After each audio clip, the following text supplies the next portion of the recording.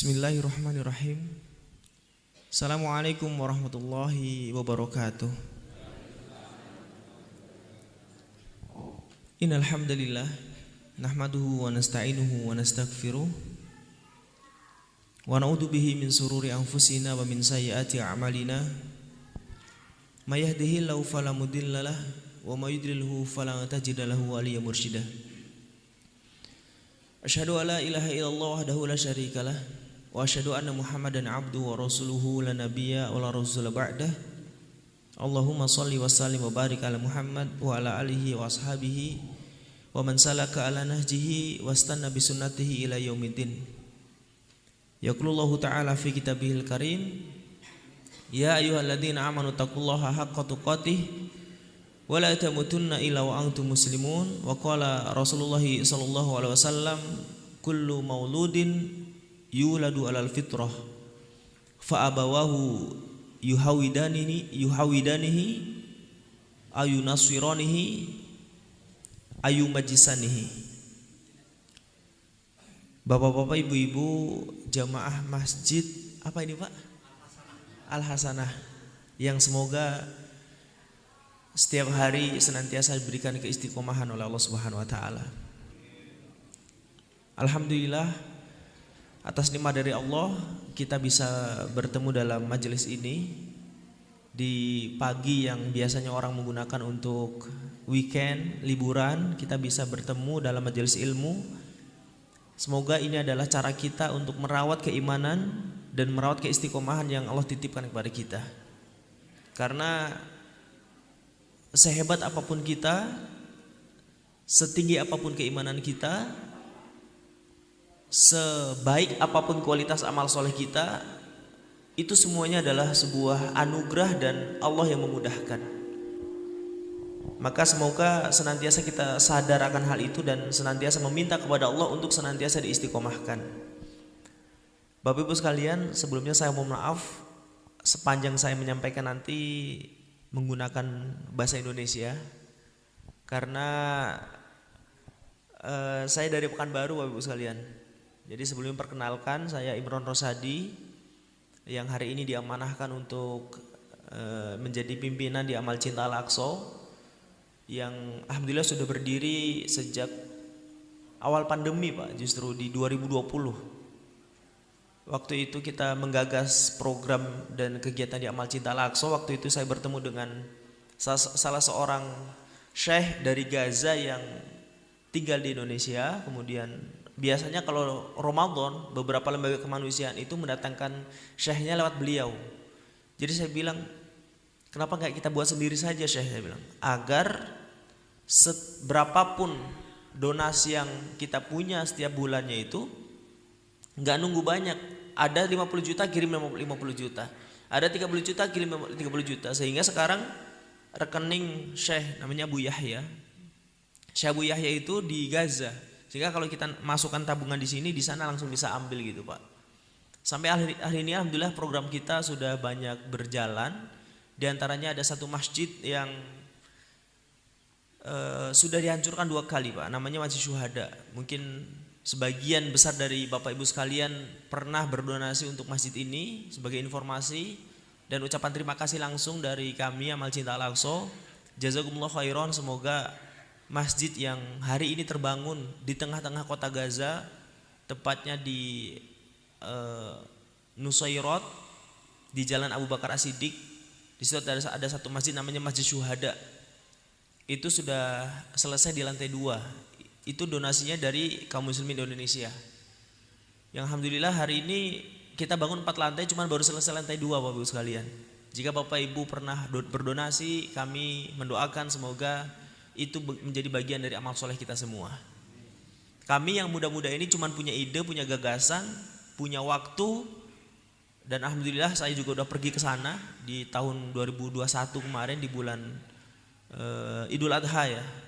Yang alhamdulillah kita hampir per 3 bulan sekali itu kirim relawan Pak. Jadi sekarang sudah relawan keempat. Mana tahu nanti salah satu dari Bapak Ibu sekalian bisa membersamai kami untuk bisa berangkat juga, insya Allah nanti di musim dingin. Karena sekarang ini awal musim dingin, November nanti Desember Desember Januari itu puncaknya, kemudian Februari sudah mulai turun. Nah itu nanti akan sedikit kita berbicara tentang kepalestinaan dan pengalaman saya menjadi relawan di sana seperti apa. Itu nanti di akhir aja Bapak Ibu sekalian ya. Sekarang kita ngaji dulu dan membahas tentang ilmu Allah Subhanahu wa taala dalam Quran. Karena basic saya adalah tafsir hadis. Saya dulu sebenarnya lulus SD itu di Ma'had Al-Mutakin Jepara. Mungkin Bapak Ibu kenal ya, atau mungkin anaknya juga ada yang di sana. Lulus dari Jepara, saya melanjutkan di Ma'had Ali An-Nur. Dari Ma'had Ali An-Nur saya ambil S1-nya di Komunikasi Dakwah. Lalu saya ngambil lanjut lagi S2-nya di Tafsir Hadis, Ahwal Sahsiyah Hukum Keluarga. Sehingga pembahasan kali ini sesuai dengan apa yang telah saya pelajari, yaitu mungkin temanya sudah di-share, yaitu menjadi orang tua yang dirindu surga. Nah, seperti apa Quran berbicara tentang orang tua yang dirindu surga? Kalau dari sini ada bapak-bapak atau mas-masnya yang masih lajang, berarti ini calon orang tua yang dirindu surga. Kita tahu ilmunya dulu agar nanti kita bisa mengamalkan. Yang sekarang sudah tua, tidak ada kata terlambat. Kita masih bisa berubah, kita masih bisa mempelajari bagaimana kira-kira gambaran Quran tentang menjadi orang tua yang dirindukan oleh surga. Bapak Ibu sekalian, kalau kita melihat fenomena anak-anak kita hari ini, itu mungkin secara lembaga pendidikan Pak, itu sekarang jauh lebih maju daripada masa saya kecil dulu atau Bapak Ibu sekalian. Dulu untuk cari SDI itu tuh belum ada Pak. Rumah tahfidz, pesantren ya sudah ada, cuman tidak seperti sekarang Pak. Tempat-tempat pembelajaran Quran sangat jauh. Dulu orang belajar Quran dilanggar di masjid, di musola gitu Pak, dengan guru antara maghrib dengan isya sudah. Tetapi kalau kita lihat karakter orang-orang dulu, itu kita bisa lihat sekarang bagaimana karakter orang dulu. Mereka bisa tahan banting, mereka bisa hormatnya kepada orang tua luar biasa, kepatuhan terhadap orang tua luar biasa. Belum diomelin Pak, baru dilihatin orang dulu udah takut sama orang tua. Hari ini orang tua udah marah-marah, nggak ngefek kepada anak-anak kita. Nah, pertanyaannya, ridho nggak kita dengan generasi seperti ini Pak? Kalau misalnya ada anak-anak kita yang terlalu candu dengan gadget Pak ya, main HP terus ya, lupa waktu, ridho nggak kita dengan generasi seperti ini? Tidak ridho ya. Pertanyaannya, mau nggak kita berubah? Nah, kalau kita tidak ridho berarti harus ada yang merubah Pak. Siapa yang merubah kita? Orang-orang yang berada di majelis ta'lim, orang-orang yang belajar ilmu, kita yang merubah generasi ini. Nah, seperti apa kita merubah? Mari kita bahas pada pagi hari ini. Makanya temanya adalah orang tua yang dirindu surga. Ikhwani fillah arsadukumullah. Saya awali pembahasan pada pagi hari ini dengan satu hadis Rasulullah SAW yang tadi sudah saya bacakan. Kullu mauludin yuladu alal fitrah. Jadi seorang manusia terlahir ke atas muka bumi ini itu di atas fitrah, mengesahkan Allah Subhanahu wa taala, mentauhidkan Allah Subhanahu wa taala. Fa abawahu yuhawidani.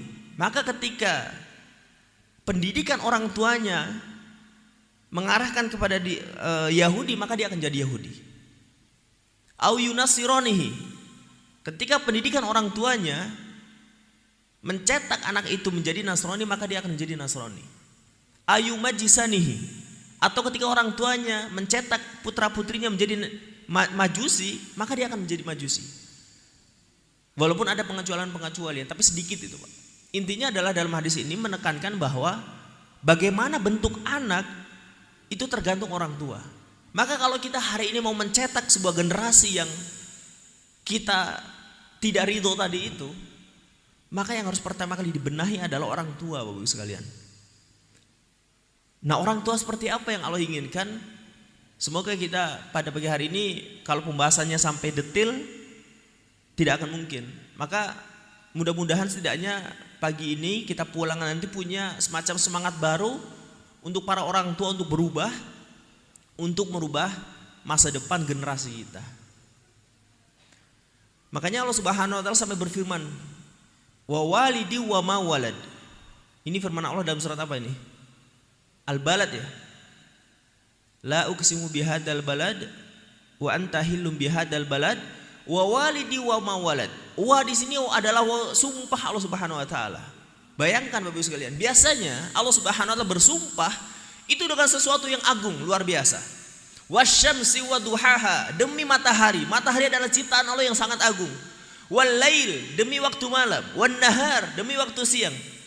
Was sama, demi langit. Wal ardi, demi bumi. Wal qamari, demi bulan.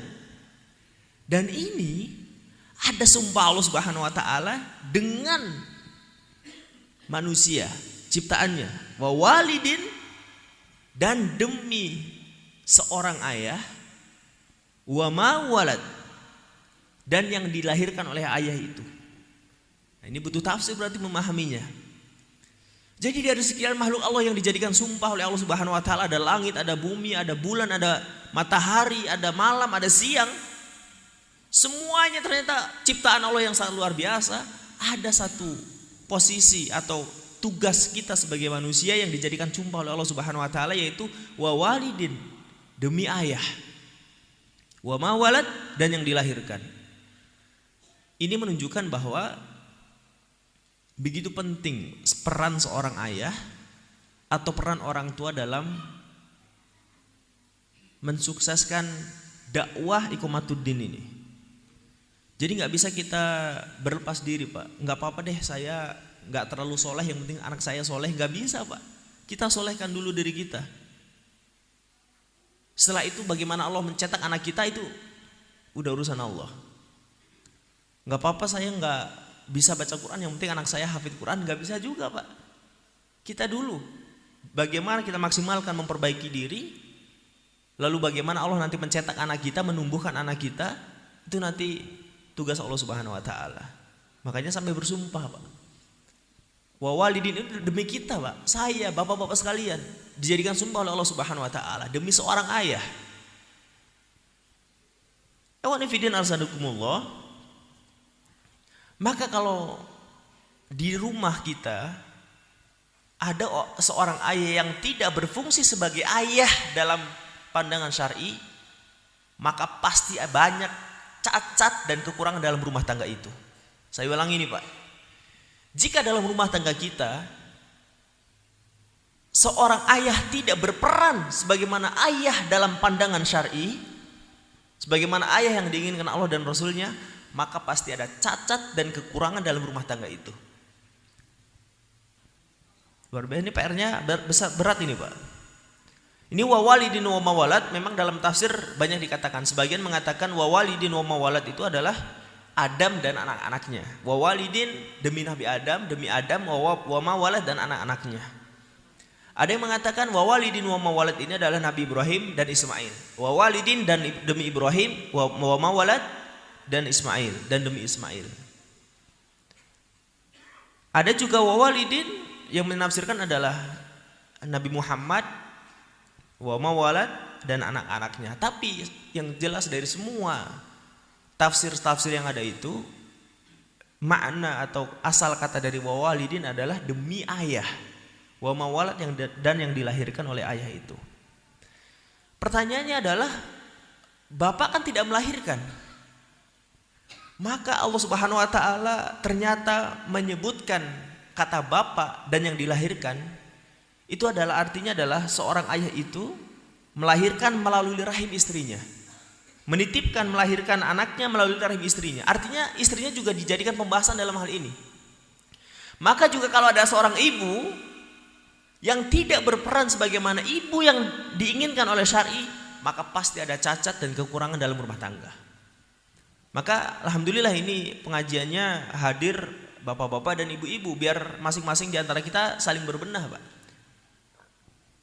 Saya kurang tahu apakah ibu-ibu di sini rata-rata adalah istri dari bapak-bapak yang di sini atau tidak, atau justru ibu-ibu di sini suaminya di rumah semua.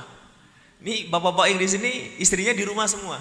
Kalau kayak gini, ya berarti PR lagi. Nanti PR-nya adalah bapak nyampaikan ke ibu, nanti ibu-ibu nyampaikan ke suaminya. Tapi kalau ini adalah rata-rata suami istri, alhamdulillah.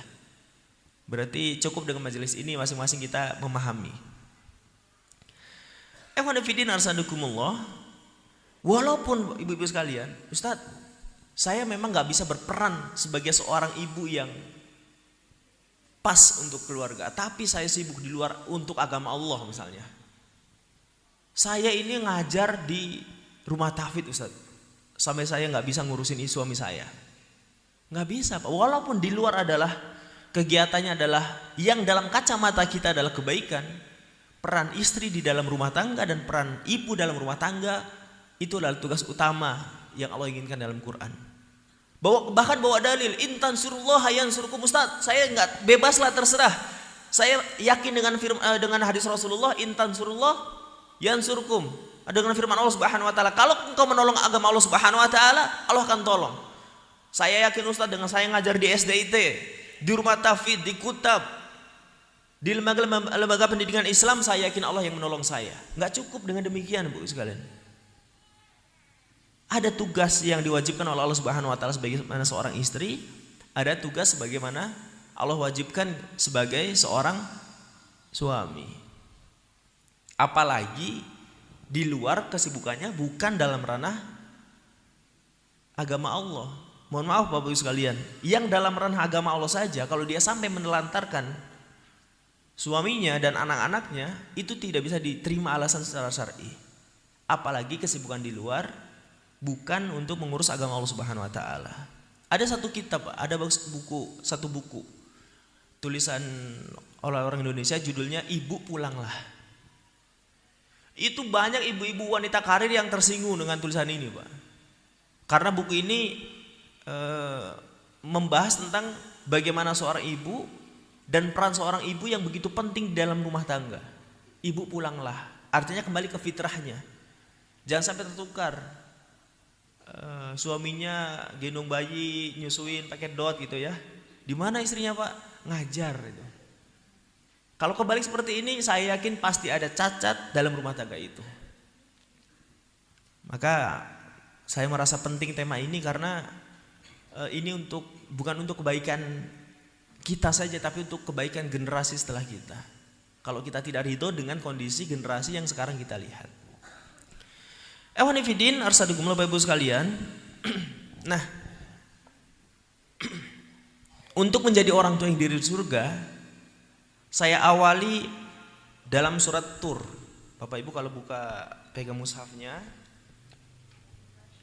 nanti bisa dibuka surat Tur.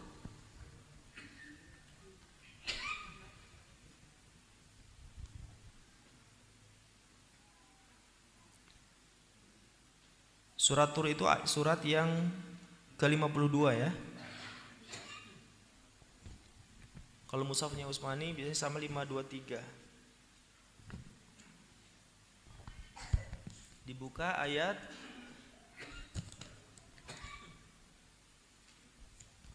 bukan 523 ini. Ya benar, 523 betul ya. Baik. Dibuka ayat yang ke-17. Surat Tur ayat 17 ini nanti berbicara tentang urutan kenikmatan yang diberikan Allah Subhanahu wa taala kepada penduduk surga. Bayangkan, ini nanti renungkan bahwa nikmat-nikmat ini ayat 17 dalam surat Tur itu nanti adalah sampai setelahnya, beberapa setelahnya itu adalah kenikmatan-kenikmatan yang diberikan Allah kepada penduduk surga. Saya baca. A'udzubillahi minasyaitonir rajim. Innal muttaqina fi jannati wa na'im. Sesungguhnya orang-orang yang bertakwa berada di dalam surga yang penuh dengan kenikmatan. Satu, nikmat Allah untuk penduduk surga adalah penduduk surga dikelilingi dan dipenuhi dengan kenikmatan. Ayat selanjutnya, fakihina bima atahum rabbuhum wa waqahum rabbuhum adzabal jahim. Di antara nikmat yang Allah janjikan kepada penduduk surga adalah wa waqahum rabbuhum adzabal jahim. Ini nikmat yang tiada tara. yaitu nikmat dihindarkan oleh Allah dari siksa neraka. Bahkan ini adalah standar kesuksesan manusia. Faman zuziha anin nari wa udhilal jannata faqad faz. Maka barang siapa dijauhkan oleh Allah dari api neraka dan dimasukkan ke dalam surga, faqad faza, maka sungguh telah beruntung. Maka sungguh telah sukses. Maka tolak ukur kesuksesan manusia adalah ketika nanti dia meninggal, Allah jauhkan dia dari siksa neraka dan dimasukkan ke dalam surga Allah Subhanahu wa taala. Dan itu akan didapatkan oleh orang-orang yang bertakwa. Lalu kulu wasrabu hani'an bima kuntum ta'malun. Makanan dan minuman dibebaskan oleh Allah Subhanahu wa taala, itu nikmat menuju surga. Ini nikmat-nikmat yang sering kita dengar semua ini. Muttaqiina ala sururin masfufa wa zawwajnahum bihurin in. Ada bidadari juga di situ. Nah, ini ayat yang ke-21-nya yang mau saya tekankan. Jadi kenikmatan menuju surga yang sering kita dengar apa, Pak? Makanan, minuman, sungai yang terbuat dari susu, madu, khamr, dinikahkan dengan bidadari bermata jeli, di atas dipan-dipan yang tertumpuk rapi dengan emas dan permata yang ada di dalamnya, makanan dan minuman yang tidak pernah mengenyangkan, semua itu kenikmatan menuju surga. Tapi ayat 21-nya luar biasa, Pak. Apa kata Allah? Walladzina amanu, dan orang-orang yang beriman, wa atba'athum dzurriyyatuhum biiman, dan keimanannya diikuti oleh keturunannya. Apa kata Allah? Alhaqna bihim dzurriyyatahum wa ma alatnahum min amalihim min syai'. Saya pengen tahu yang bawa Quran terjemahan, alhaqna itu diartikan apa di situ? Ada nggak bapak atau ibu yang bawa Quran terjemahan? Iya, gimana Ustaz? Alatna waladina wa atba'athum dzurriyyatuhum biiman, alhaqna di situ cek satu diartikan? Saya bacakan artinya semuanya tadi. Baik Ustaz. Dan orang-orang yang beriman dan yang anak cucu mereka mengikuti mereka dalam keimanan, kami hubungkan anak cucu mereka dengan mereka, dan kami tiada mengurangi sedikit pun dari pahala amal mereka. Tiap-tiap manusia terikat dengan apa yang dikerjakannya. Kalau di situ berarti al-haqna diartikan dengan kami hubungkan, dihubungkan Allah Subhanahu wa taala. Tapi arti secara dasarnya al-haqna itu disusulkan, Pak. Jadi orang yang orang tuanya beriman, lalu keimanannya diikuti oleh anak keturunannya, kami susulkan anak keturunannya ke surga. Kenapa sampai ada bahasa al-haqna? Kami susulkan. Kenapa enggak sama-sama? Karena sebenarnya tidak layak orang tua itu sejajar dengan anaknya di surga. Tidak layak, artinya orang tua lebih tinggi, Pak. Itu poin pertama. Tapi untuk menambah kebahagiaan orang tua, karena nggak mungkin di surga orang tua terpisah dengan anak, karena itu akan mengurangi kenikmatan. Jadi ternyata kumpul-kumpul itu, masya Allah ya Allah. Kalau misalnya tadi saya sampaikan minuman, makanan, bidadari, dipan-dipan, emas, permata, semuanya kenikmatan surga yang sering kita dengar, Pak. Betul, Pak ya? Tapi kumpul keluarga di surga, masya Allah, ternyata itu menjadi sebuah kenikmatan yang Allah juga akan berikan kepada orang-orang yang bertakwa. Syaratnya dua. Satu, orang tuanya beriman, kemudian keimanannya diikuti oleh anak keturunannya. Barulah akan disusulkan. Allah tidak mengatakan bareng, tapi disusulkan sebagai pertanda bahwa orang tua seharusnya posisinya lebih tinggi dan lebih mulia derajatnya di surga daripada anaknya. Tetapi karena Allah ingin memberikan kenikmatan itu kepada hambanya, Allah kumpulkan mereka. Karena terpisahnya orang tua dengan anaknya di surga itu merupakan pengurang kenikmatan, Pak. Anaknya di surga, ibunya di neraka, naudzubillah. Atau ibunya di surga, anaknya di neraka juga, naudzubillah.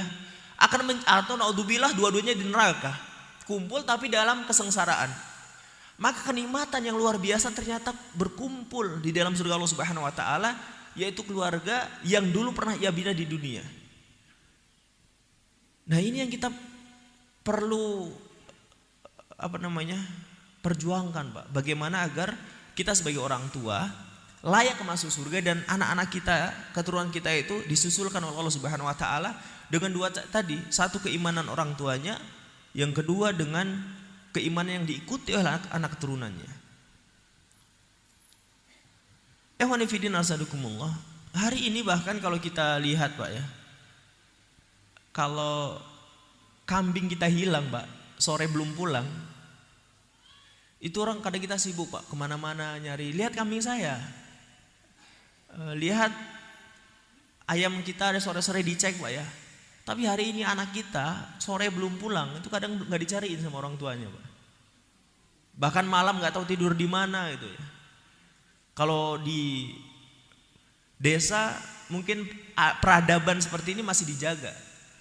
Tapi di kota hari ini Masya Allah, naudzubillah, semoga Allah Subhanahu wa taala melindungi kita dan keturunan kita. Ikhwani arsadukumullah. Jadi PR-nya adalah, kalau dalam ayat ini adalah orang tuanya soleh dulu Pak. Baru setelah itu urusan anak, itu kita pasrahkan kepada Allah Subhanahu wa taala. Artinya kesolehannya. Yang penting kita bertugas dan berperan sebagai orang tua, memberikan nafkah yang halal, mengarahkan kepada pendidikan yang baik, menyolehkan diri kita sebagai ayah, menyolehkan diri kita sebagai seorang ibu. Setelah itu bagaimana anak kita, Allah Subhanahu wa taala lah yang mudah-mudahan mengatur. Jadi ayo kita berlomba dengan anak kita. Kalau anak kita hari ini punya hafalan murojaah, orang tuanya juga harus punya Pak. Enggak harus 30 juz, tapi ada pertambahan itu. Anaknya udah setoran hafalan juz 1, juz 2, juz 3. Enggak apa-apa. Orang tuanya baru memulai 3 surat terakhir, enggak apa-apa distorkan. Mana tahu tajwidnya masih salah. Anaknya udah nambah juz 4, juz 5, juz 6. Orang tuanya baru nambah Al-Kafirun, An-Nasr, Al-Lahab misalnya. Enggak apa-apa. Tapi ada pertambahan terus. Berlomba dengan anak dalam kebaikan. Bukan justru memasrahkan kesolehan kepada lembaga pendidikan. Ustadz, saya nitip anak saya. Saya nggak mau tahu, saya udah bayar, pulang harus soleh. Enak banget kalau ada kayak gini Pak. Saya kemarin berkunjung ke salah satu pesantren, namanya saya rahasiakan, bayarnya mahal. Anaknya itu ada kegiatan pondok pesantren itu kerja bakti Pak, bersihin rumput di halaman pondok. Itu diomelin Pak sama orang tuanya. Orang tuanya nelfon ke pondok, saya sekolah anak saya di situ tuh untuk belajar, nggak untuk nyabut rumput katanya Pak. Nah, ini ketika hanya yang berbicara urusan uang, saya udah bayar kok, saya udah bayar mahal, saya udah begini begitu, saya nggak mau tahu, yang penting pulang anak saya harus berhasil dan anak saya harus soleh misalnya. Nggak bisa seperti itu. Makanya orang tua disebut duluan oleh Allah Subhanahu wa taala dengan kesolehannya, baru diikuti oleh anak keturunannya. Ada buktinya. Nah, buktinya inilah saya akan bahas dalam Quran. Mana bukti ketika orang tua soleh maka Allah akan menjaga keturunannya? Buktinya adalah dalam Al-Kahfi 82. Bapak Ibu sekalian yang saya muliakan, Bapak Ibu, dalam surah Al-Kahfi itu kan ada 4 cerita Pak. 1, kisah Ashabul Kahfi itu sendiri. 2, kisah perjalanan menuntut ilmunya Nabi Musa kepada Khidir bersama sahabatnya yaitu Yusha bin Nun. 3, kisah Ashabul Jannah yaitu pemilik kebun. Dan yang terakhir kisahnya Dzulqarnain, raja yang menguasai dunia saat itu. Nah, dalam perjalanannya Nabi Musa, dari 4 kisah itu saya ambil 1 kisah, yaitu perjalanan Nabi Musa menuntut ilmu kepada Khidir. Di situ terjadi beberapa episode Pak ya. Ujian pertama ketika Nabi Musa melihat Khidir melobangi kapal atau sampan kalau bahasa orang Riau, perahunya. Kedua, ketika Nabi Musa melihat Khidir membunuh anak kecil.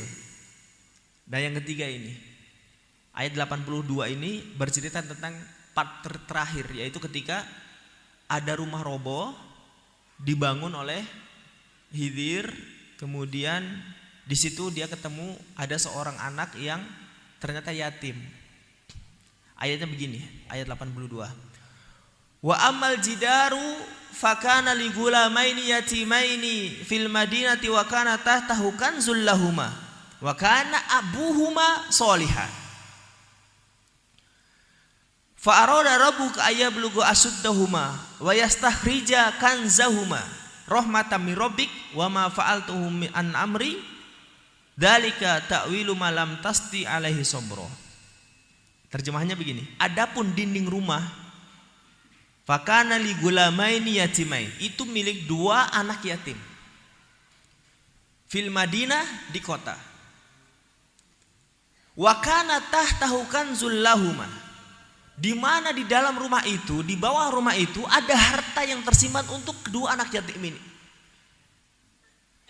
Dan ini yang penting. Wa kana abuhuma sholihan, dan bapaknya itu soleh.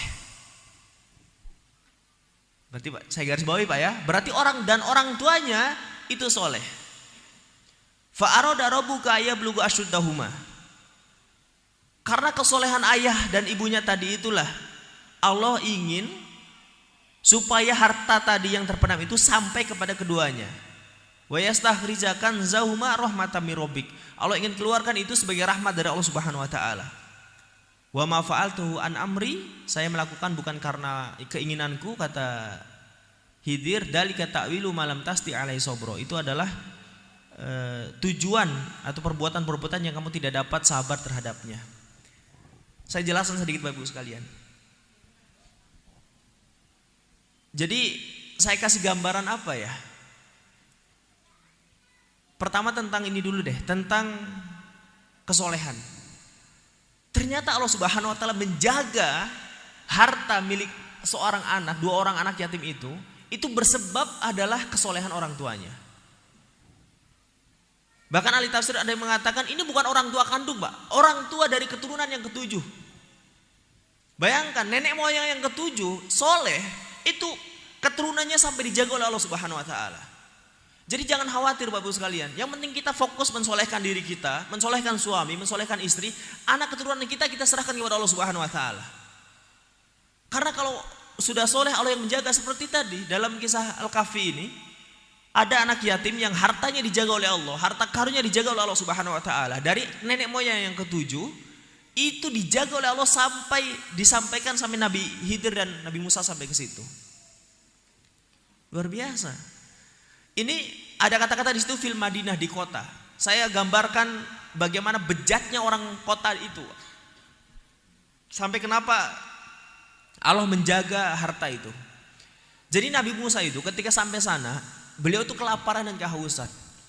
Minta sedikit makanan dan minuman ke warga yang ada di sekitar saja nggak dikasih. Sebegitu pelit, ini sebagai gambaran, begitu rusak, begitu pelitnya orang-orang yang berada di sekitar rumah itu. Artinya kalau rumah itu ketahuan ada hartanya, kita sudah tahu apa yang akan dilakukan oleh warga sekitar. Nah itu dijaga oleh Allah Subhanahu wa taala. Allah menjaga sebuah harta untuk seorang anak yang dari keturunan yang soleh di antara lingkungan dan di tengah-tengah lingkungan yang sedang rusak saat itu. Maka jangan khawatir kalau anak kita nanti berada di tengah-tengah lingkungan yang rusak. Kalau kita sudah soleh dan soleh orang tuanya, kita sudah pasrahkan dan dijaga oleh Allah Subhanahu wa taala, anak kita akan tetap jadi soleh dan baik. Karena kita sekarang sibuk bagaimana mensolehkan anak, tapi orang tua sibuk terlupa dengan bagaimana kesolehan mereka. Ewanifidin asadukumullah. Jadi itulah bedanya rumah ini. Kita ini rumah yang bangun ya tukang gitu Pak ya. Masjid pun yang bangun tukang. Rumah anak yatim ini yang bangun Nabi Pak. Dua-duanya Nabi. Nabi Khidir dan Nabi Musa alaihissalam. Yang bangun Nabi. Yang merintahkan Allah. Yang dijaga adalah harta. Penyebabnya adalah orang tua yang soleh. Sampai Allah menyebutkan dalam ayat itu, wa kana abuhuma sholihan. Menjadi poin penting ternyata. Jadi Allah menjaga hartanya, menjaga anak itu dari lingkungan yang rusak, dari pencurian, dari perampokan dan seterusnya. Itu penyebabnya adalah wa kana abuhuma sholihan. Jadi anak yatim ini punya beberapa kesolehan, beberapa keistimewaan karena orang tuanya ternyata orang tua yang soleh. Contoh lain, Nabi Ibrahim alaihissalam. Wa idzibtala Ibrahim rabbuhu bikalimatin fa'atammahun. Ketika Allah Subhanahu wa taala menguji Nabi Ibrahim alaihissalam, qala inni ja'iluka linnasi imama. Wahai Ibrahim, saya akan jadikan engkau sebagai imam. Kalau kita digitukan sama Allah, Pak, kira-kira seperti apa reaksi kita? Pak Muhammad, saya jadikan engkau imam. Masya Allah, alhamdulillah, cukup gitu. Kita cuman bersyukur, kita cuman bahagia. Nabi Ibrahim enggak, Pak. Ketika Allah mengatakan, qala ini ja'iluka linnasi imama, wahai Ibrahim, saya jadikan engkau imam bagi orang-orang yang bertakwa. Qala, Ibrahim mengatakan, enggak cukup ya Allah. Qala wa min dzurriyyati. Jangan saya doang, keturunanku juga, anakku dan keturunanku. Makanya Nabi Ibrahim berdoa, Rabbana hab lana min azwajina wa dzurriyyatina qurrata a'yun waj'alna lil muttaqina imama. Itu doanya Nabi Ibrahim. Dalam tafsir Qurtubi dikatakan itu dikabulkan Allah dengan lahirnya Nabi Muhammad SAW dari keturunan Ismail alaihissalam. Lama, Pak, doa itu dikabulkan. Ribuan tahun, ada yang mengatakan 6.000 tahun jarak antara Nabi Ibrahim dengan Nabi Muhammad SAW. Tapi Nabi Muhammad lahir, beliau sempat mengatakan di hadapan para sahabat, ana da'watu Ibrahim. Saya adalah hasil dari doanya Nabi Ibrahim alaihissalam kepada Allah Subhanahu wa taala. Makanya Nabi Ibrahim julukannya adalah Abul Anbiya, bapaknya para nabi. Beliau punya anak dari Hajar dan dari Sarah, satu Ismail, satu Ishak. Ishak punya anak Yakub. Yakub itulah nanti yang akhirnya lahir Bani Israel, dan di situ lahir banyak para nabi. Sedangkan dari jalur Ismail terputus sampai nanti akhirnya Nabi Muhammad SAW. Tapi beliau bapaknya para nabi, dan beliau tidak merasa cukup kalau dijadikan imam bagi orang yang bertakwa sendirian. Beliau tetap meminta kepada Allah Subhanahu wa taala, qala wa min dzurriyyati. Ya Allah, jangan saya saja yang dijadikan imam untuk orang-orang yang bertakwa, keturunanku, anak dan keturunanku juga. Ini sebagai potret Bapak Ibu sekalian, bahwa ternyata menjadi orang tua di surga adalah dengan mensolehkan orang tuanya, lalu nanti Allah lah yang akan mengatur keturunan kita. Sebagai penutup, waktu kita sampai jam 7, Pak ya. Sebagai penutup materi ini nanti saya berbagi pengalaman tentang perjalanan saya menjadi relawan. Dalam ketika istri Imron sedang hamil Maryam waktu itu. Dari hamil saja Hana istri Imron itu sudah niat kebaikan, Pak. Beliau sudah bernadar, Robbi ini nadartu laka ma fi batni muharraran fataqabbal minni. Ya Allah, saya sedang hamil, saya bernadar anakku kalau lahir saya akan jadikan ia, saya wakafkan untuk muharrar, penjaga Baitul Maqdis, pelayan Baitul Maqdis. Kemudian falamma wada'atha qalat rabbi ini wada'tuha unsa. Ketika lahir justru, loh kok perempuan katanya. Saya pengennya laki-laki agar jadi pelayan Baitul Maqdis. Sekolah Hana mengatakan, kok perempuan? Walaysa dzakaru kal unsa, kata Allah. Allah lebih tahu mana yang akan dilahirkan dan tidaklah sama antara laki-laki dan perempuan. Wa ini sama itu Maryam, dan saya namai anak itu dengan Maryam. Wa ini u'iduha bika wa dzurriyyataha minasyaitonir rajim, dan saya lindungi ia dan anak keturunannya dari setan yang terkutuk. Jadi saat Maryam lahir, itu Imron sudah meninggal. Bapaknya Maryam, Imron, meninggal. Jadi anak yatim beliau. Jadi lahir tanpa ayah. Tapi saat itu luar biasa, ketika Hana menadarkan anaknya jadi pelayan Baitul Maqdis, ketika lahir ternyata perempuan dan Allah kasih namanya Maryam, maka pelajaran untuk kita hari ini adalah fokus orang tua adalah memberikan yang terbaik dan meniatkan pendidikan anak ini dengan amal soleh. Namanya amal soleh, Pak, sholat itu bisa diterima Allah, bisa tidak. Kita sama-sama sholat satu soft, pulang ada yang bawa pahala 100%, 75, 50, 25, ada yang gak dapat pahala sama sekali, hanya sekedar menggugurkan kewajiban. Puasa juga, sama-sama sahur, buka puasa bersama, tapi pahalanya mungkin beda-beda. Itulah amal soleh. Mendidik anak juga gitu Pak. Ada yang diterima Allah, ada yang tidak diterima Allah. Nah Hana ini, ibunya Maryam, ini termasuk amal soleh yang diterima Allah. Fataqabbalaha rabbuha biqabulin hasanin, maka Allah terima amal solehnya Hana. Fa'anbataha nabatan hasanan, maka kalau Allah terima amal soleh Hana dalam mendidik anak, Allah yang menumbuhkan. Fa'anbataha nabatan hasan, Allah tumbuhkan dengan pertumbuhan yang baik. Wa kaffalaha Zakaria. Kenapa Zakaria diangkat namanya dalam ayat ini? Karena posisi Zakaria saat itu adalah menggantikan posisi ayah untuk Imron. Jadi logikanya begini Bapak Ibu sekalian. Tugas kita adalah memaksimalkan peran sebagai ayah dan ibu, mensolehkan diri kita, lalu memberikan yang terbaik untuk anak. Dan niatkan itu sebagai amal soleh. Setelah amal soleh kita diterima, maka Allah lah yang akan menumbuhkan anak kita dengan pertumbuhan yang baik. Setelah Allah menumbuhkan yang baik, maka Allah akan menutupi segala bentuk kekurangan dalam anak kita. Begitu Pak rumusnya. Jadi Maryam itu ada kekurangan. Kekurangannya adalah nggak punya ayah. Tapi Allah gantikan Imron dengan Zakaria. Beliau adalah nabi juga Zakaria. Imron bukan nabi. Allah gantikan dengan yang lebih baik. Kullama dakhala 'alaiha Zakaria al-mihrab wajada indaha rizqa. Setiap kali Zakaria masuk mihrab, ada makanan di situ. Dan makanan itu menarik, Pak. Makanan itu adalah makanan yang ada di musim panas, ada di musim panas tapi saat itu musim dingin. Atau makanan musim dingin yang padahal saat itu musim panas. Artinya apa itu Pak? Keajaiban. Jadi rumusnya itu Pak, kita niatkan ibadah dan amal soleh serta maksimalkan peran. Setelah itu Allah terima amal soleh kita, Allah tumbuhkan anak kita dengan pertumbuhan yang baik. Kalau sudah Allah yang numbuhkan, Allah tutup kekurangannya. Kalau Allah sudah tutup kekurangannya, baru setelah itu ada keajaiban. Maryam punya keajaiban saat itu, ada makanan yang datang dari Allah Subhanahu wa taala. Dan yang terakhir, ayat setelahnya, ketika Maryam sudah mendapatkan keajaiban, barulah Nabi Zakaria. Nabi Zakaria ternyata selama ini sudah meminta anak, enggak dikasih.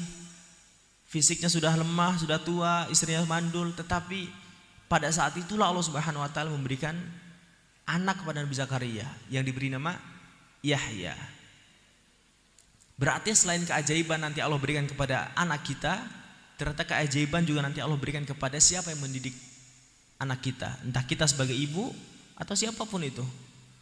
Maka dalam dunia pendidikan luar biasa, niat kita bukan hanya mengajarkan, menyalurkan atau mengantarkan satu ilmu kepada dari satu orang yang lain, tetapi bagaimana kita membangun peradaban, membangun kebaikan.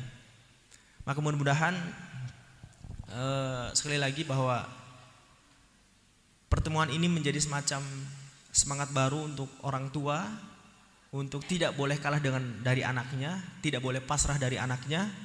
Mari berkembang terus, mari bertambah terus kebaikannya.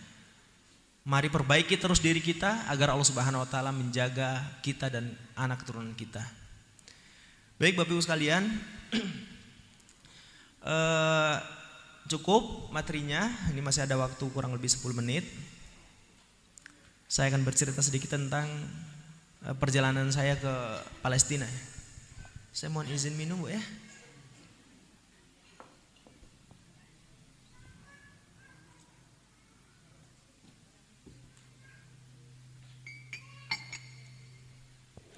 Jadi saya menjadi relawan kemanusiaan itu sejak 2017 Pak. Pertama saya menjadi relawan Rohingya dulu. Saya berangkat ke Arakan setelah PBB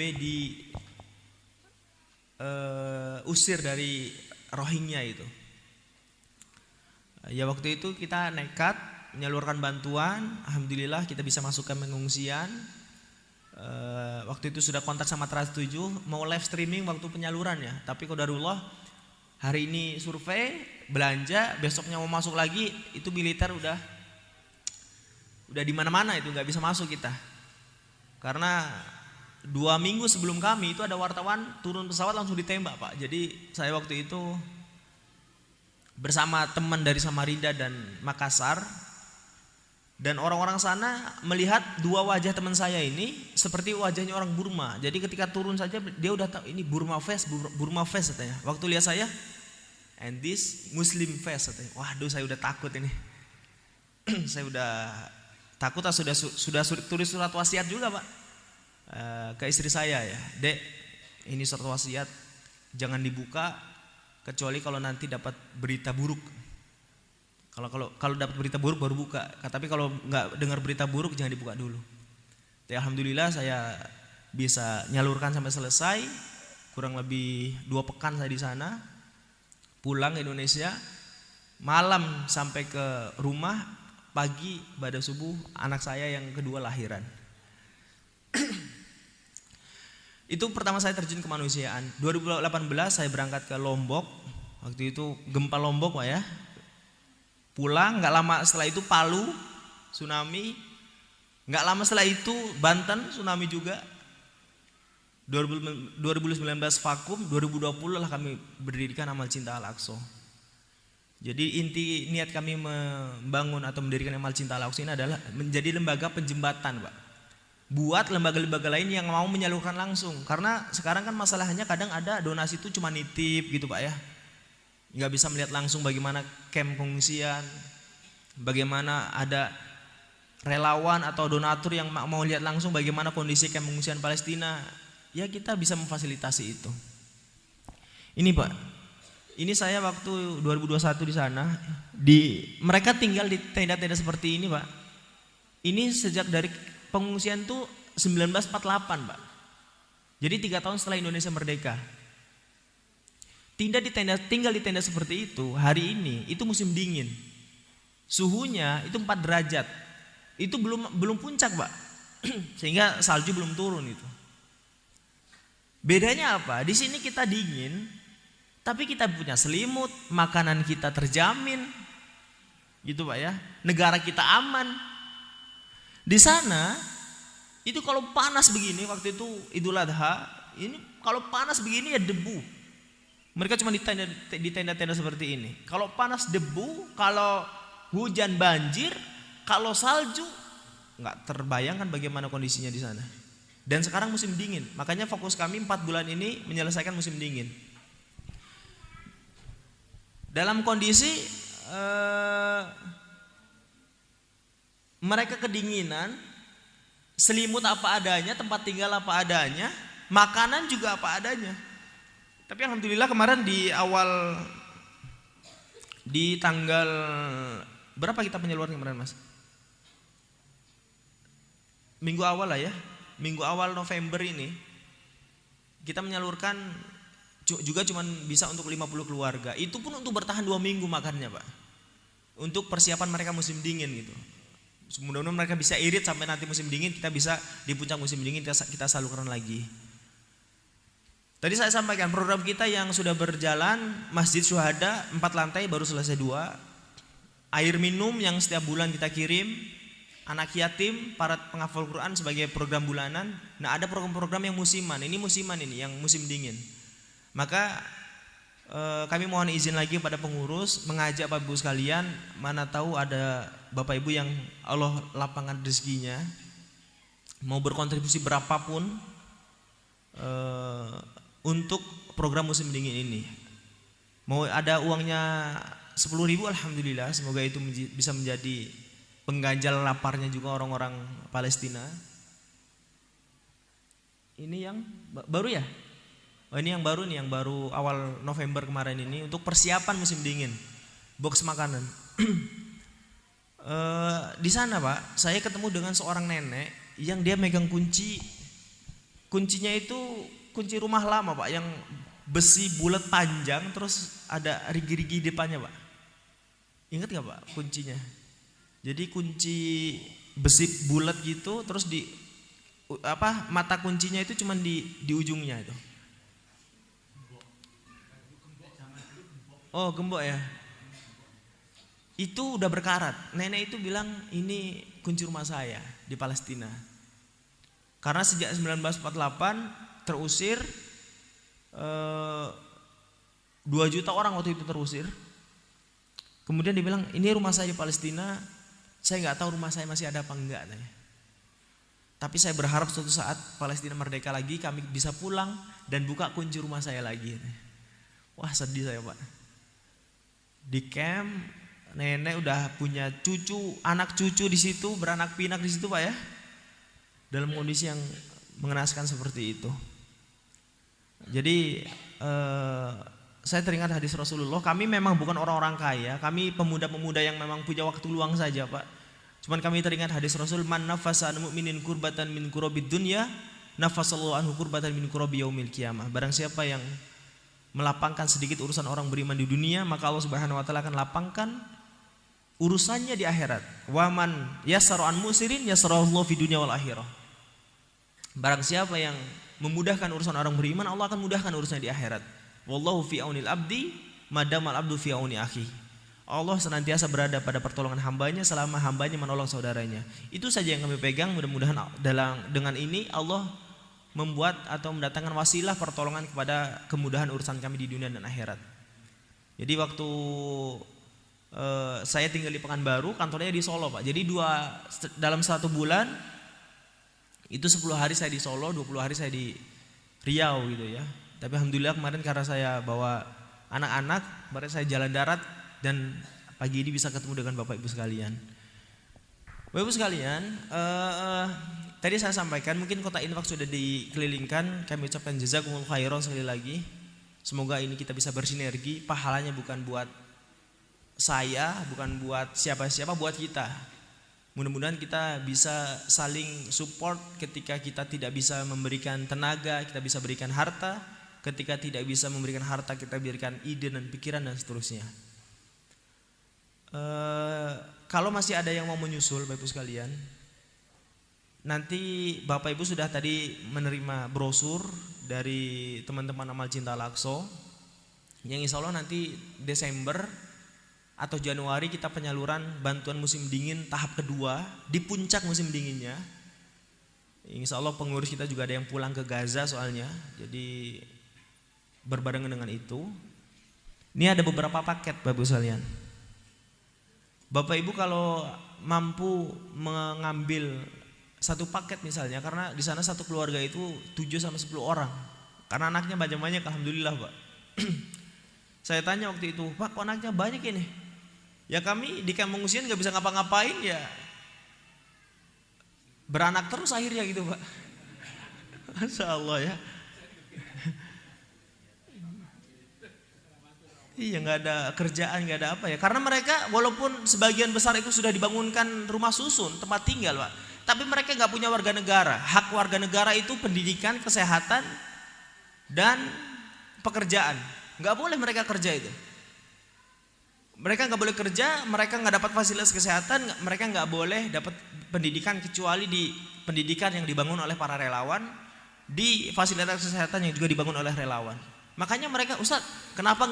Itu kan cantik-cantik, cakep-cakep yang saya gendong tadi, cakep, kenapa nggak dibawa pulang ke Indonesia aja, diadopsi? Nggak bisa, Pak, karena mereka nggak punya dokumen negara. Jadi nggak semudah itu gitu. Mereka mau ke, misalnya nih yang di kamp pengungsian, Ustaz, di sini kan Tawangmangu masih banyak lahan kosong nih, kenapa nggak dipindah ke sini aja? Nggak bisa juga. Mereka mau keluar dari negaranya nggak bisa karena nggak punya dokumen. Makanya mereka cuma bisa menunggu bantuan hari ini dan pertolongan Allah kapan Palestina kembali merdeka. Sama seperti Rohingya dulu, Pak. Rohingya itu berada di kamp pengungsian, itu di pagar kawat, jadi penjara besar gitu. Itu di belakangnya laut, depannya militer, ada satu jalan menuju Bangladesh. Makanya ada yang jalan 3 bulan baru sampai ke Bangladesh, ada yang meninggal di jalan. Mereka ada yang melawan akhirnya meninggal. Dan di antara mereka, Bapak Ibu tahu waktu itu kan banyak yang lari akhirnya terdampar di Aceh. Mereka nggak tahu mau kemana itu. Yang penting naik kapal lari ke laut, nggak tahu sampai mana. Karena mereka pengen nyelamatin diri. Bagi yang pasrah ya sudah tinggal di dalam camp. Waktu itu saya tanya, kenapa kalian tidak melawan gitu ya? Jawabannya waktu itu, karena ulama-ulama kami yang menggerakkan kami nggak ada. Saya yakin ini kalau di Indonesia ini terjadi perlawanan luar biasa nih Pak. Kalau di Indonesia Pak ya, karena yang memotivasi itu masih banyak, memotivasi melawan, nggak hidup dalam tertindas dan seterusnya. Tapi di sana nggak ada, sehingga yang tersisa adalah orang-orang lemah, baik secara fisik maupun secara mental. Jadi nggak ada cara lain kecuali datang ngasih bantuan gitu. Nah, kembali lagi ke Palestina, ini urusan yang panjang. Saya yakin 1.000, 2.000, sejuta, 2 juta rupiah yang kita berikan tidak akan mampu menyelesaikan urusan Palestina, tetapi setidaknya kita sudah mengambil peran, setidaknya juga kita sudah mengambil bagian dalam membantu rakyat Palestina. Di sini ada beberapa paket Pak ya, bagi Bapak Ibu yang mau masih menyusulkan.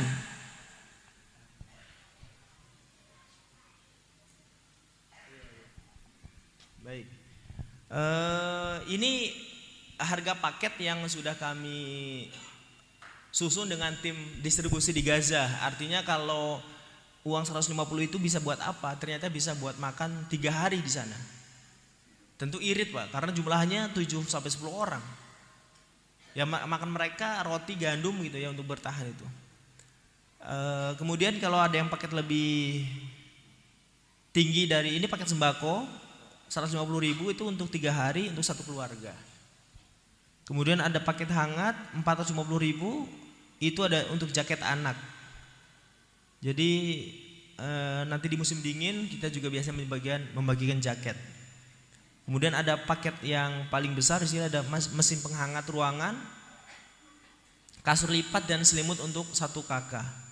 Nah, Bapak Ibu sekalian, bagi Bapak Ibu yang ingin mengambil paket, boleh nanti, atau boleh deh saya pengen komitmennya. Kalau misalnya Bapak Ibu ada yang pengen, Ustadz saya ambil yang paket sembako, saya bertiga Ustadz, nanti kami iuran 50.000 satu orang, bisa Pak. Yang penting itu akadnya biar kami jelas Pak. Oh ini berarti dari Ibu Fulanah 150.000 ini untuk sembako. Jadi keterangan yang Ibu sampaikan itu menjadi catatan kami untuk penyaluran gitu. Karena kalau tidak ada laporan, tidak ada konfirmasi, kadang kita bagi rata aja mana yang membutuhkan saat itu. Tapi kalau Bapak Ibu ingin lebih khusus saja, lebih khusus lagi, boleh memilih dari 3 paket ini. Dari yang paling besar deh kalau ada, saya tanya. Bapak Ibu mungkin ada yang mau mengambil paket ini, paket hangat ya, 1,5 juta. Pembayarannya boleh setidaknya menjelang minggu ketiga di bulan Desember Pak. Baik pakai 1, pakai 2, pakai 3 boleh menjelang bulan ketiga, pekan ketiga di bulan Desember, karena biasanya pekan ketiga atau pekan keempat kita udah mulai penyaluran untuk yang musim dingin. Boleh Bapak Ibu sekalian, jika ada yang mau komitmen mengambil yang paket yang terakhir ini, yang ketiga 1,5, boleh angkat tangan. Atau paket atasnya deh, paket jaket dan anak 450.000. Ada Bapak atau Ibu sekalian? Masya Allah. 1. Panitia tolong dicatat ini, didatangin. Baik, sambil panitia mencatat ya. Ini paket jaket berarti 450.000 ya. Berarti 1 jaket kurang lebih ya harga 150 di sana. Karena kita ngambilnya juga dari Mesir Pak. Karena di sana juga sulit untuk bahan. Alhamdulillah ya, tadi ada beberapa, ada Ibu 1, ada Bapak tadi beberapa. Ya, nanti saya kasih ke Ibu yang pertama angkat tangan tadi deh, kenang-kenangan dari saya Bu.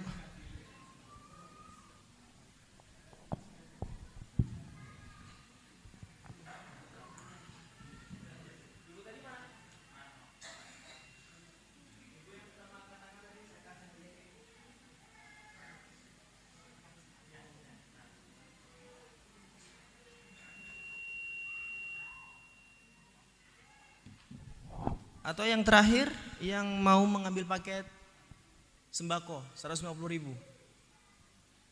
Masya Allah, 1, Masya Bapak 2, 3, ada lagi 4, 5, 6. Sekali lagi uangnya sebelum pekan ketiga bulan Desember Pak ya. Nanti bisa Bapak Ibu transfer ke nomor rekening yang tadi selebaran itu dikasihkan. Tapi jangan lupa konfirmasi ke nomor yang ada di situ. Biar kita tahu dari mana donasinya untuk apa. Sehingga kita bisa menyalurkan sesuai dengan akad yang Bapak Ibu berikan. Baik, alhamdulillah Bapak Ibu sekalian, kami ucapkan jazakumullah khairan. Kalau nanti panitia karena terbatas, nanti kalau Bapak Ibu ada yang merasa belum dicatat, nanti boleh mendatangi panitia yang pakai rompi Pak ya, Amal Cinta Al-Aqsa. Nanti mungkin ada mbak-mbaknya, ustadzah-ustadzahnya yang nunggu di depan. Barakallahu fikum, sekali lagi kami doakan. Mari kita akhiri dengan sama-sama berdoa kepada Allah Subhanahu wa taala. Mari kita aminkan Bapak ya. Kita awali dengan istighfar kepada Allah Subhanahu wa taala. Semoga Allah Subhanahu wa taala mengampuni dosa-dosa kita sehingga mengijabah dari setiap apa yang kita minta. Astagfirullahaladzim, astagfirullahaladzim, astagfirullahaladzim. Allahumma anta rabbana la ilaha illa anta khalaqtana wa nahnu abduka wa nahnu ala ahdika wa wa'dika mastata'na. Nabu'u laka bi ni'matika alaina wa na'udzu bidambina faghfir lana fa innahu la yaghfiru dzunuba illa anta. Allahumma shalli wa sallim wa barik ala Muhammadin wa ala alihi wa ashabihi ajma'in. Allahumma ighfiril mu'minina wal mu'minat wal muslimina wal muslimat al ahya'i minhum wal amwat innaka sami'un qaribun mujibud da'awat wa ya qadiyal hajat. Allahumma arinal haqqa haqqan warzuqna tiba'ah wa arinal batila batila warzuqna istinabah. Allahumma inna nas'aluka ridhaka wal jannah wa na'udzubika min sakhatika wan nar. Allahumma la tada' lana danban ila ghafartah wala hamman ila farastah wala dainan ila qadaitah wala maridun ila syafaitah wala hajatan min hawaiji dunya wal akhirah ila qadaitah ya arhamur rahimin. Ya Allah ya Rahmanir Rahim, ampunilah dosa-dosa kami ya Allah, dosa kedua orang tua kami, sayangilah mereka sebagaimana mereka menyayangi kami di waktu kecil. Ya Allah ya Rahman, jika ada di antara kami yang hadir pada pagi hari ini sedang sakit, berikanlah kesembuhan. Jika ada di antara keluarga kami yang sedang sakit, maka berikanlah kesembuhan. Jika ada di antara kami dan keluarga kami yang hari ini masih dalam kesesatan, maka berikanlah hidayah ya Allah. Jika ada di antara kami dan keluarga kami yang hari ini sedang dan sudah mendapat hidayah, maka berikanlah keistiqomahan ya Allah. Ya Allah ya Rahman ya Rahim, jika ada yang di antara kami sedang terlilit hutang, maka mudahkanlah kami untuk melunasinya ya Allah. Ya Allah, jadikanlah para suami di antara kami menjadi suami-suami yang soleh. Para istri di antara kami, para wanita-wanita kami menjadi wanita-wanita dan istri yang solehah. Jadikanlah putra-putri dan keturunan kami menjadi putra-putri yang solehin dan solehat, yang hafidhin dan hafidhat ya Allah. Jadikanlah kami keluarga yang duriyah thayyibah, yang Kau kumpulkan dalam kebahagiaan di dunia dan di akhirat ya Allah. Ya Allah, wafatkanlah kami kelak dalam kondisi husnul khatimah. Lapangkanlah kuburan kami. Mudahkanlah kami dalam menjawab setiap pertanyaan para malaikat. Beratkanlah timbangan amal soleh kami. Jadikanlah kami kelak orang-orang yang menerima catatan amal dengan tangan kanan kami. Mudahkanlah kami kelak ketika melintasi sirat ya Allah. Masukkanlah kami ke dalam jannah-Mu bersama para nabi, para siddiqin, syuhada dan orang-orang yang soleh ya Allah. Ya Allah ya Rahman ya Rahim, jadikanlah kenikmatan yang ada pada diri kami sebagai kenikmatan yang senantiasa mendekatkan kami kepadamu ya Allah. Jangan jadikan kenikmatan kami adalah kenikmatan yang semakin menjauhkan kami darimu ya Allah. Berikanlah kesehatan, jabatan, pekerjaan, harta yang Kau titipkan kepada kami sebagai wasilah untuk mendekatkan diri kami kepadamu ya Allah. Jangan Engkau jadikan semua itu justru semakin menjauhkan kami darimu ya Allah. Rabbana hablana min azwajina wa dzurriyyatina qurrata a'yun waj'alna lil muttaqina imama. Rabbana atina fid dunya hasanah wa fil akhirati hasanah wa qina adzabannar. Subhanakallahumma rabbil izzati amma yasifun wa salamun alal mursalin alhamdulillahirabbil alamin. Jazakumullah khairan. Semoga di lain waktu bisa kita lanjutkan lagi dalam kajian tafsir kita. Saya akhiri, subhanakallahumma rabbana wa bihamdika asyhadu an la ilaha illa anta astaghfiruka wa atubu ilaik. Assalamualaikum warahmatullahi wabarakatuh.